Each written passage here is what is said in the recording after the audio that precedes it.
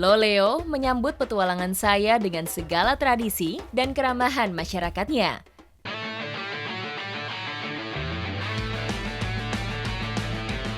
Tingginya aktivitas pencarian ikan membuat terciptanya ragam cara dan teknik yang ekonomis dan ramah lingkungan.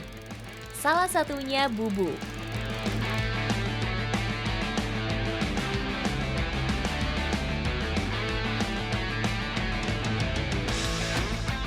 Bubu, alat tangkap yang digolongkan dalam klasifikasi perangkap, yang memudahkan ikan memasukinya dan menyulitkan ikan untuk keluar.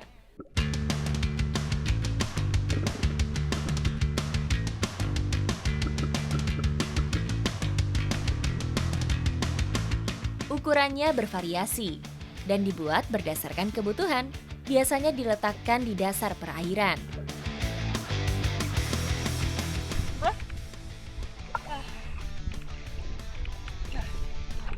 Jadi memang proses naruh bubunya itu di bawah sambil ditumbuk untuk batu supaya bubunya juga tidak bergerak kemana-mana dan tidak naik lagi ke atas.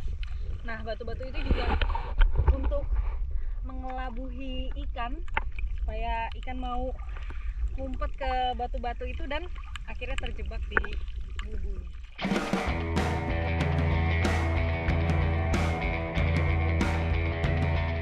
Tak serta-merta meletakkan bubu di dasar laut. Nelayan terlebih dahulu melakukan penentuan daerah penangkapan.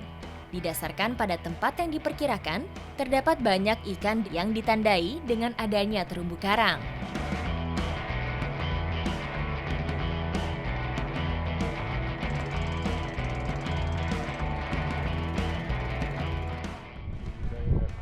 Sudah, Pak? Iya. Oke. Tadi kita sudah memasang beberapa bubu. Nah, di sini lokasi tempat bubu yang sudah dipasang sebelumnya. Bubu sengaja dipasang lebih dari 3 malam karena dalam waktu tersebut ikan baru bisa merasa aman mengenali lingkungan barunya dan terperangkap masuk jebakan. Sebaliknya, apabila terlalu lama dioperasikan, maka kemungkinan ikan yang tertangkap akan mengalami kematian karena luka.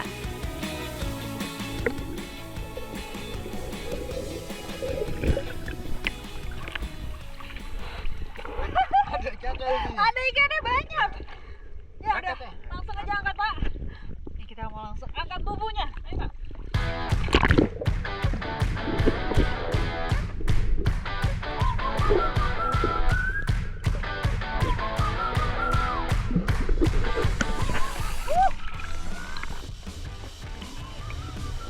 Ini mau dikeluarin dulu. Kita pisahin, baru habis itu bubunya kita taruh lagi. Ada, Pak, dapat ini.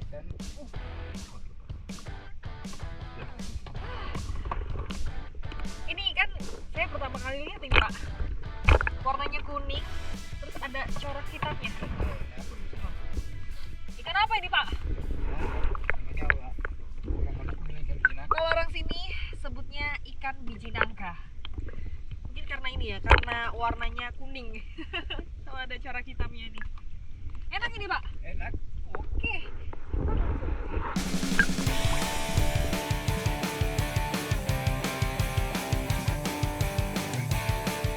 Penggunaan bubu relatif menghemat waktu dan bahan bakar perahu karena nelayan tidak perlu lagi mengejar gerombolan ikan terlalu jauh.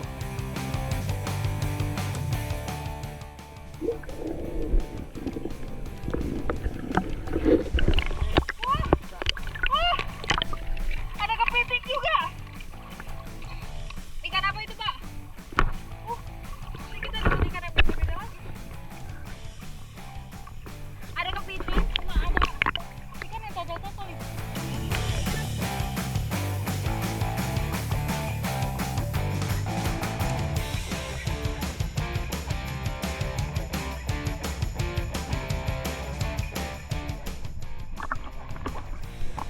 Ini dia nih, yang melelahkan memang. Bapak bubu, taruh di perahu, keluarin ikan, dan taruh bubunya lagi.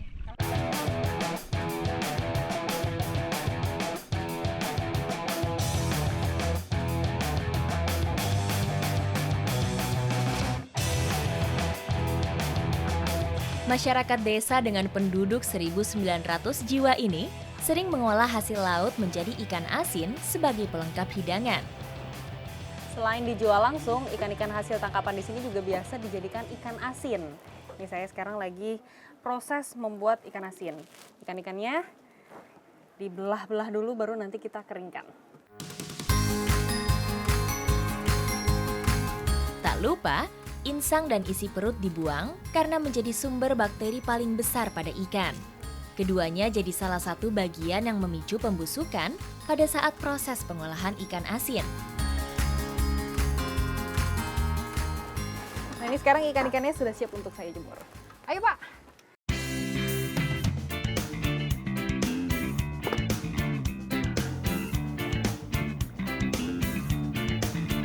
Menjemur ikan asin itu butuh proses yang lama. Kalau trik seperti ini mungkin bisa sampai 4 harian ya Pak, baru benar-benar kering.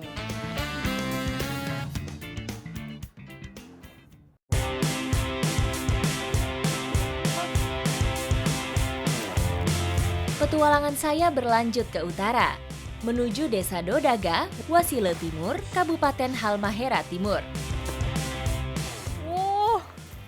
Udah ada pemanjatnya masing-masing. Tanah Maluku terkenal sebagai sentranya kopra. Ikuti jejak saya, jejak petualang. Kopra merupakan olahan produk yang berasal dari buah kelapa dan memiliki nilai ekonomis tinggi. Lihat deh, sekeliling saya ini kan memang pohon kelapa semua, banyak sekali. Bahkan ini bisa dilakukan sampai 1 bulan penuh untuk ngumpulin kelapa aja.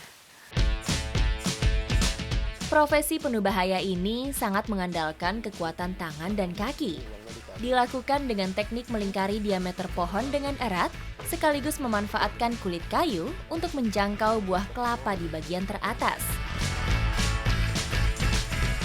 Ini setelah turun, kelapa-kelapanya sekarang mau dikumpulin dulu jadi satu supaya nanti lebih mudah dibawa ke para-para.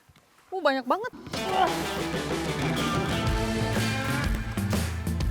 Pohon kelapa tumbuh lebih cepat di daerah pesisir karena pancaran sinar matahari yang berlimpah. Tak heran jika pohon serbaguna ini saya temui tumbuh subur di desa yang berjarak kurang dari 2 km dari bibir pantai.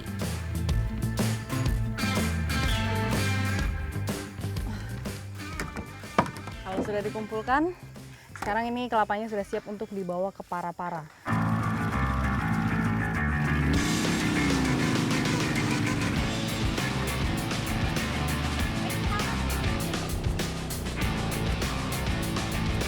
Ternyata tak mudah. Saya harus fokus menyeimbangkan kemudi, mengingat jalan yang terjal dengan muatan ratusan kilo yang saya bawa.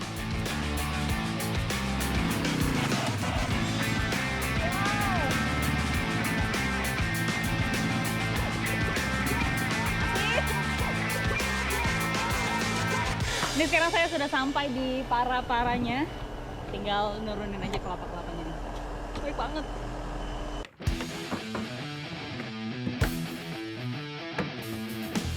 Setiap kebun kelapa di desa ini memiliki para-para untuk mengolah kelapa menjadi kopra.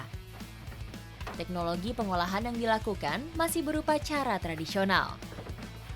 Setelah kelapa dibelah menjadi 2 bagian, daging kelapa dicungkil atau dikeluarkan dari tempurungnya. Selanjutnya, buah kelapa dipotong kecil untuk mempercepat proses pengeringan. Teknik mencungkilnya ini cukup sulit memang, butuh keahlian khusus. Jadi dia pertama tuh harus dibentuk dulu, kayak dibikin garis dulu supaya nanti lebih mudah ketika diangkatnya.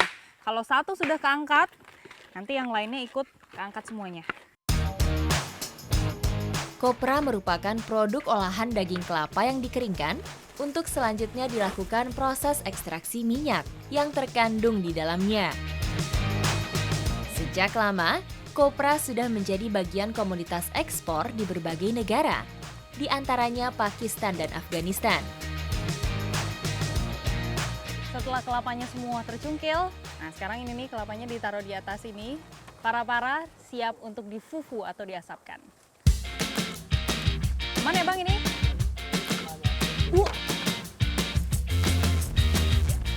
Banyak cara yang digunakan untuk mengeringkan kopra. pengasapan dengan para-para masih jadi andalan masyarakat Dodaga.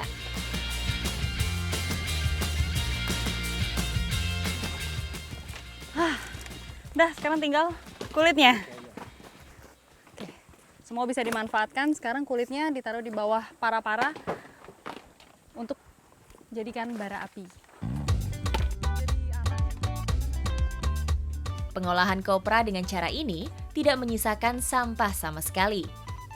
Sabut serta tempurungnya digunakan menjadi bahan bakar untuk mengurangi biaya produksi. Berbeda dengan pengeringan menggunakan sinar matahari, cara ini dinilai lebih efektif. Tidak butuh waktu 7 hari dijemur, karena dengan para-para, kadar air di dalam kopra bisa berkurang hingga 6-7% dalam waktu 1 malam saja. Udah berasap aja ini Om. Karena ukuran para-paranya ini cukup besar, makanya kita bikin 4 titik api, biar nanti kebakarnya juga merata.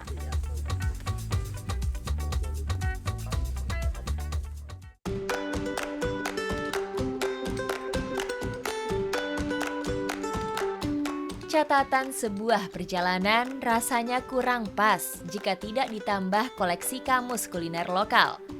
Wilayah Halmahera Utara juga populer dengan olahannya yang khas.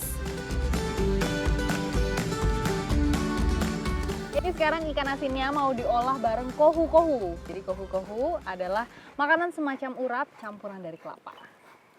Bu, ini udah bisa mulai goreng ya, Bu? Bisa.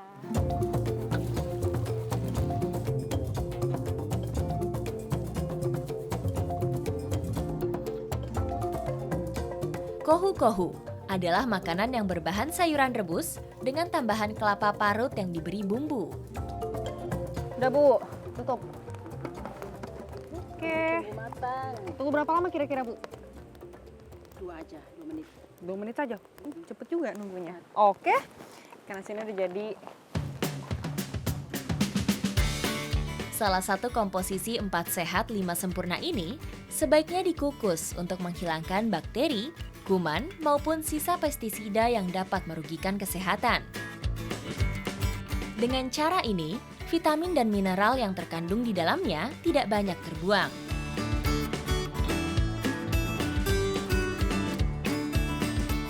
Kohu-kohunya sudah jadi. Ini aromanya ternyata enak juga. Saya mau ini, Bu, ikan asin. Setiap harinya, hidangan salad ala masyarakat Maluku ini jadi olahan yang wajib disajikan saat perayaan adat hingga pernikahan. Pola makan yang kayak gini nih, 4 sehat, tinggal tambahin susu aja jadi 5 sempurna. Cukup 1 kali aja makan kayak gini, kebutuhan nutrisi kita udah terpenuhi. Ikuti jejak saya, Jejak Petualang.